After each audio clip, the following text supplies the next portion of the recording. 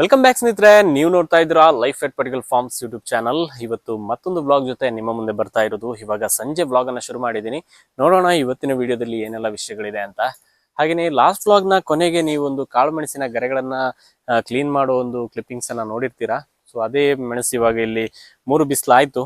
ಹಾಗೇನೆ ತೋರಿಸ್ತೀನಿ ಅದು ಯಾವ ತರ ಇದೆ ಅಂತ. ಹಾಗೇನೆ ಇದನ್ನ ಕಾಳು ಮೆಣಸನ್ನ ಗರೆಗಳನ್ನ ಬಿಡಿಸಾದ್ಮೇಲೆ ಸ್ವಲ್ಪ ಬಿಸಿ ನೀರನ್ನ ಹಾಕಿ ಗಾಳಿ ಆಡದೇ ಇರೋ ತರ ಓವರ್ ನೈಟ್ ಮುಚ್ಚಿಡ್ತೀವಿ. ಸೊ ಆವಾಗ ಹಣ್ಣಾಗಿರೋ ಕಾಳು ಮೆಣಸಿನ ಗರಿಗಳು ಕೂಡ ಆಲ್ಮೋಸ್ಟ್ ಕಪ್ಪು ಬಣ್ಣಕ್ಕೆ ಟರ್ನ್ ಆಗುತ್ತೆ. ಅವಾಗ ಒಣಗಿದಾಗ ತುಂಬಾನೇ ಶೈನಿಂಗ್ ಕೂಡ ಇರುತ್ತೆ, ಹಾಗೇನೆ ಪ್ರೀಮಿಯಂ ಕ್ವಾಲಿಟಿ ತರ ಕಾಣಿಸುತ್ತೆ. ಅವಾಗ ತೋರಿಸ್ತೀನಿ ಯಾವ ತರ ಇದೆ ಅಂತ. 3 ಬಿಸಿಲಲ್ಲಿ ಒಣಗಿರೋದು ಈ ತರ ಕಾಣಿಸ್ತಾ ಇದೆ ನೋಡಿ.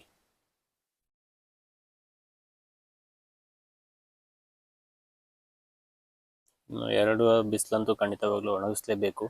ಇವಾಗ ರೇಟ್ ಸ್ವಲ್ಪ ಡ್ರಾಪ್ ಆಗಿದೆ ಅಲ್ವಾ, ಅದಕ್ಕೋಸ್ಕರ ಸ್ಟಾಕ್ ಮಾಡೋದಾದ್ರೆ 5 ಬಿಸಿಲಂತೂ ಒಣಗಿಸ್ಲೇಬೇಕಾಗುತ್ತೆ.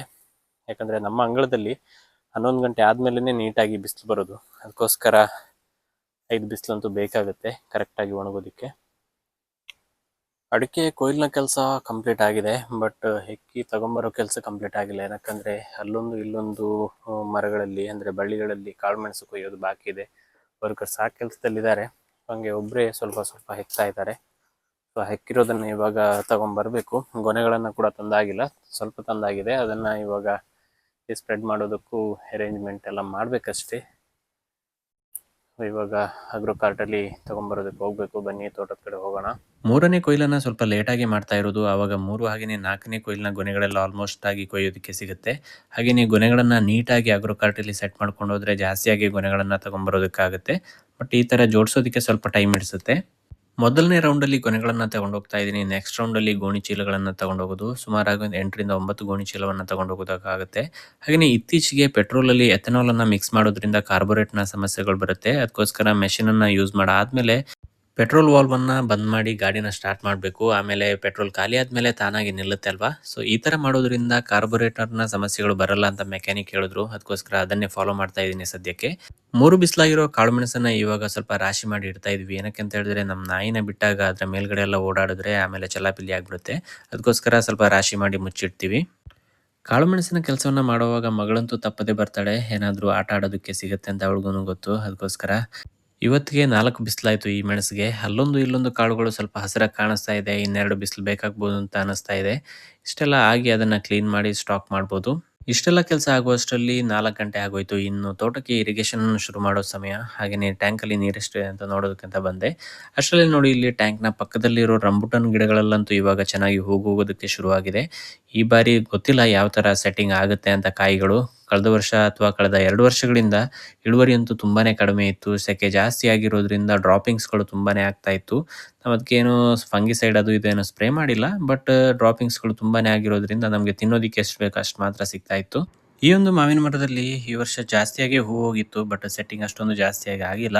ಕೆಲವೊಂದು ಕಾಯಿಗಳಿದೆ. ಹಾಗೆ ನೀವು ಕಾಯಿಗಳು ಸ್ವಲ್ಪ ದೊಡ್ಡದಾಗ್ತಾ ಇದ್ದಂಗೆ ಗೊತ್ತಾಗ್ತಾ ಇದೆ.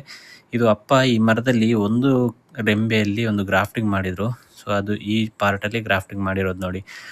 ಅದು ಇವಾಗ ಇಷ್ಟು ದೊಡ್ಡದಾಗಿದೆ. ಒಂದು ಸೈಡಲ್ಲಿ ಕವರ್ ಆಗಿದೆ ಆ ಕೊಂಬೆ. ಅದರಲ್ಲಿ ಒಂದು ಬೇರೆ ವೆರೈಟಿಯ ಮಾವಿನಕಾಯಿ ಆಗ್ತಾ ಇದೆ ಇವಾಗ. ಅದು ನೋಡೋದಕ್ಕೆ ಶೇಪಲ್ಲಿ ಡಿಫ್ರೆನ್ಷಿಯೇಟ್ ಮಾಡ್ಬೋದು. ನಮಗೆ ನೋಡಬೇಕು ಯಾವ ಥರ ಆಗುತ್ತೆ ಅಂತ.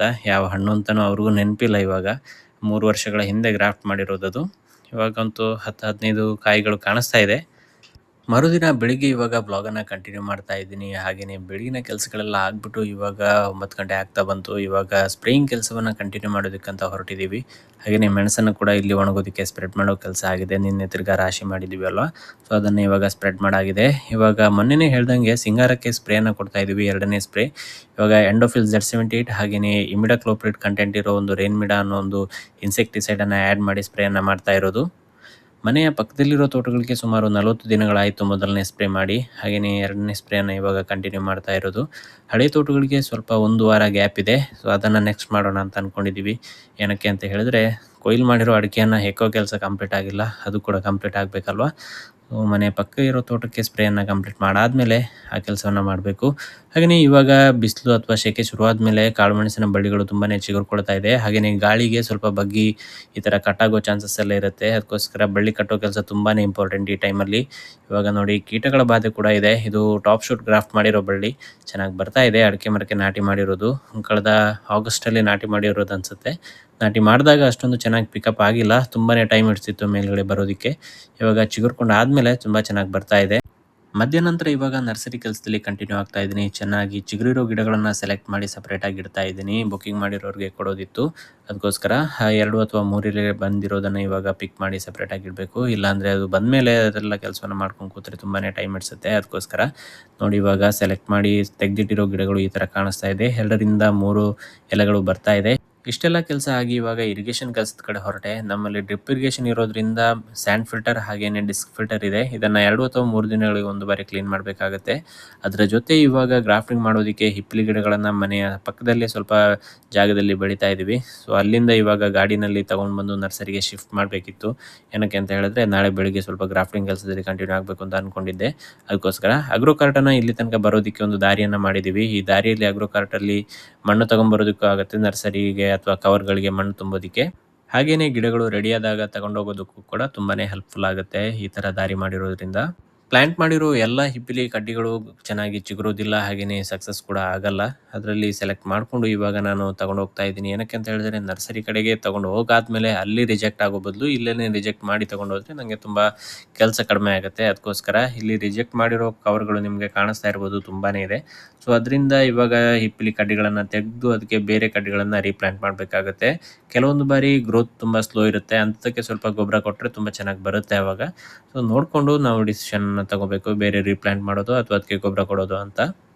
ಅಷ್ಟೆಲ್ಲ ಆಗಿ ಇವಾಗ ನೋಡಿ ಇಲ್ಲಿ ಅಗ್ರೋ ಕಾರ್ಟನ್ನು ತೊಗೊಂಡು ಹೋಗ್ತಾ ಇದ್ದೀನಿ.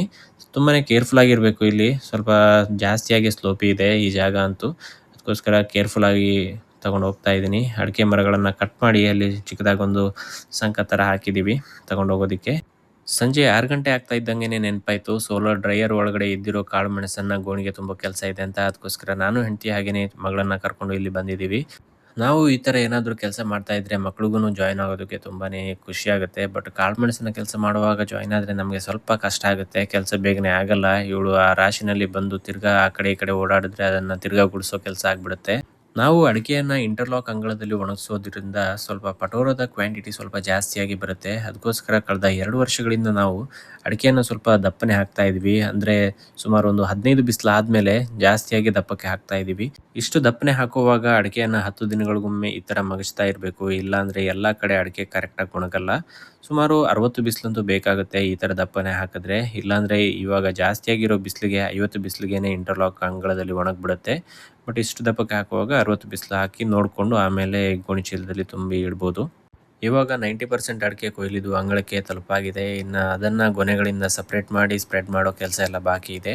ಕೊನೆಯದಾಗಿ ತೋಟದ ಕಡೆ ಹೋಗಿ ನಾಳೆಗೆ ಗ್ರಾಫ್ಟಿಂಗ್ ಮಾಡೋದಕ್ಕೆ ಬೇಕಾಗಿರೋ ರನ್ನರ್ ಬಳ್ಳಿಗಳನ್ನು ತೊಗೊಂಬಂದೆ. ಹಾಗೆಯೇ ಇವತ್ತಿನ ವ್ಲಾಗನ್ನು ಕೂಡ ಇಲ್ಲಿಗೆ ಮುಗಿಸ್ತಾ ಇದ್ದೀನಿ. ವಿಡಿಯೋ ಇಷ್ಟ ಆದರೆ ಲೈಕ್ ಮಾಡಿ, ಹಾಗೆ ಚಾನಲ್ನ ಸಬ್ಸ್ಕ್ರೈಬ್ ಮಾಡ್ಕೊಂಡು ಸಪೋರ್ಟ್ ಮಾಡಿ.